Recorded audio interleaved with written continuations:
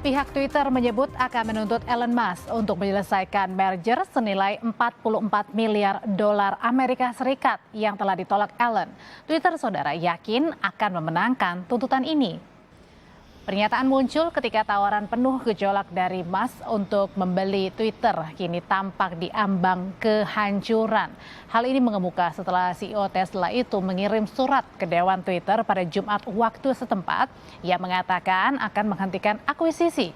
Dalam sebuah surat kepada Komisi Sekuritas dan Pertukaran, Musk mengatakan Twitter tidak mematuhi kewajiban kontraktual seputar kesepakatan, yaitu memberi informasi yang cukup untuk membuat penilaian independen tentang prevalensi akun palsu atau spam di platform Twitter.